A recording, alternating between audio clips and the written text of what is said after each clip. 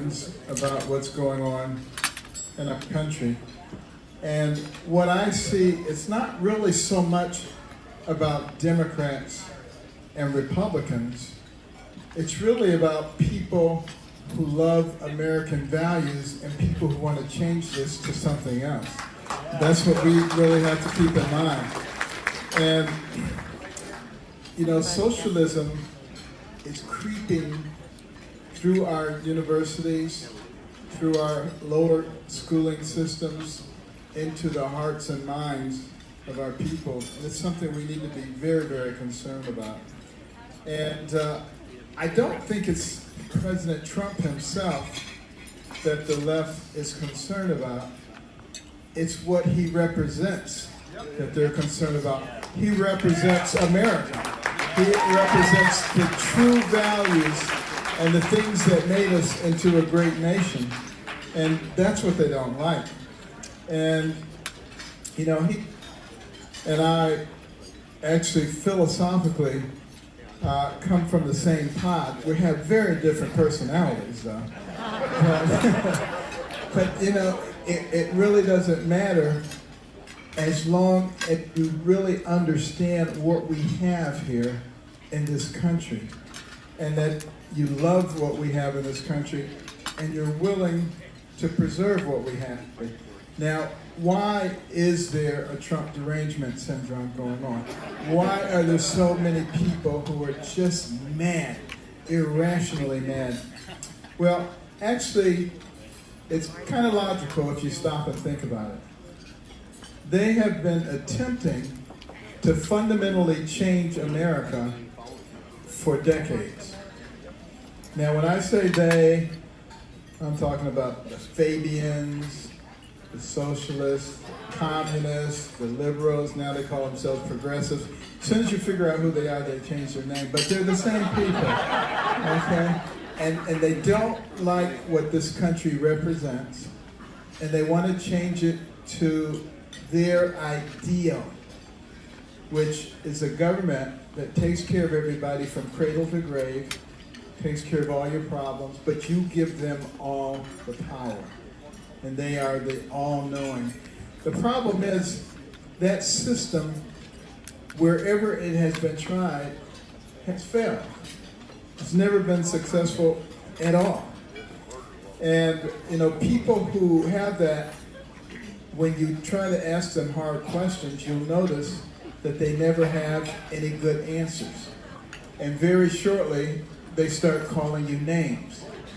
And, you know, they obviously love, when it comes to Republicans, to say that Republicans are racist. Have you noticed that? What a bunch of garbage. I mean, think about this. The Republican Party was founded as an abolitionist party. It was the Republicans who fought for the rights of the freed slaves to have gun rights. It was the Republicans who pushed for voting rights for blacks and for the civil rights movement. Had it not been for the Republicans, we still wouldn't have it. And I think it's really kind of amazing that the left sits here and calls the Republicans racist. I'll tell you what is racist. Racist is looking at somebody, looking at their race, and deciding based on that what they're supposed to think. And if they don't think that, they're some kind of a weirdo or a traitor or an alcoholic. I don't know of anything that's more racist than that. And the good thing, though, in the African American community, people are starting to wake up.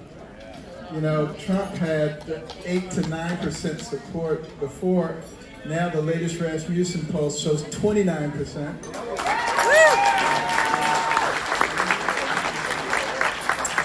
And I think that's making them a little angry. And also, the other thing to keep in mind, why is my phone ringing?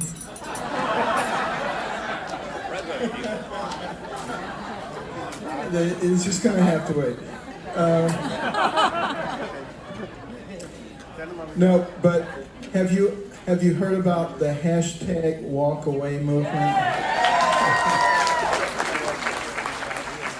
All kinds of people are starting to recognize that the Democratic Party really doesn't represent their views anymore.